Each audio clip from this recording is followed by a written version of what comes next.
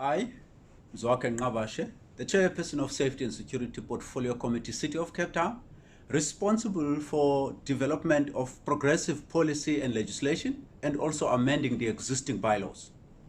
Quite recently, there's been a lot of criticism on the city's streets and public places bylaw by some media houses and NGOs. I think it's important that we draw clarity on the existing bylaw and compare it with similar legislation of other municipalities across South Africa. We have been accused of using our streets and public places bylaw to prevent people from taking shelter.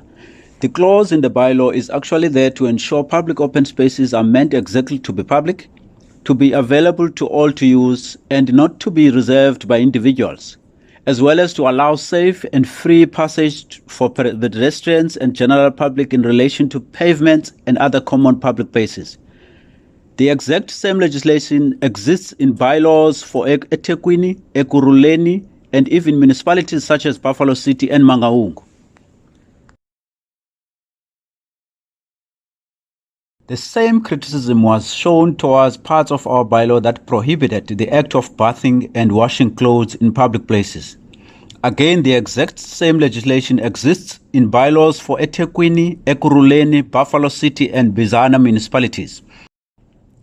In fact, Mbizana Municipality Noise Abaitment and Prevention of Nuisance bylaw was promulgated as recent as 2017 with the prohibition of any person from washing themselves or any item of clothing in any public place. Some media houses have condemned our bylaw for preventing persons from making fire in public places with the excuse that such fire is needed to keep warm or cook food. Again, the exact same limitation exists in bylaws from other municipalities across South Africa, where Ekurhuleni regulations of parks and open spaces bylaw of 2007 says no person shall light any fire.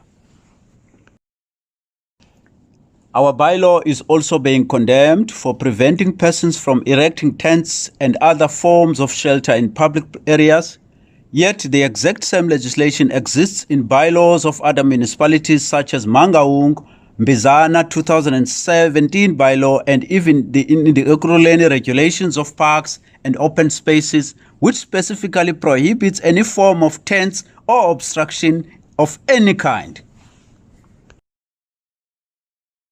The prohibition of begging has also been called into question, yet eThekwini's 2015 bylaw, the City of Joburg's public road bylaw, Ekurhuleni's and Buffalo City, and even the David Krupa's law enforcement bylaw from 2017, they all specifically criminalize the act of begging in public spaces.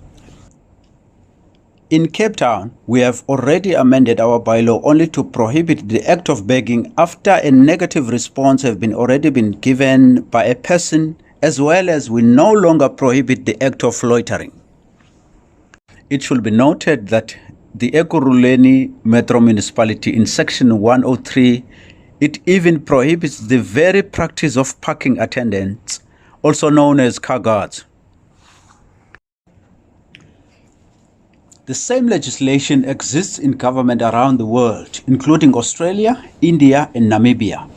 In the Netherlands, it is even illegal for a homeless person to seek shelter in public spaces, while in Canada, similar harsh legislation exists. Across 278 municipalities in South Africa, the same bylaws are used daily, some with even stricter prohibitions against forms of antisocial behavior.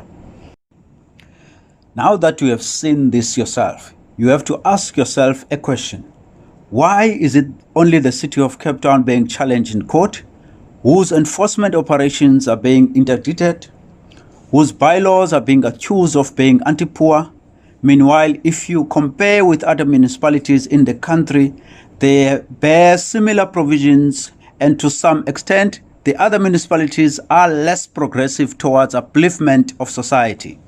So ask yourself, why are they not being challenged in any way whatsoever?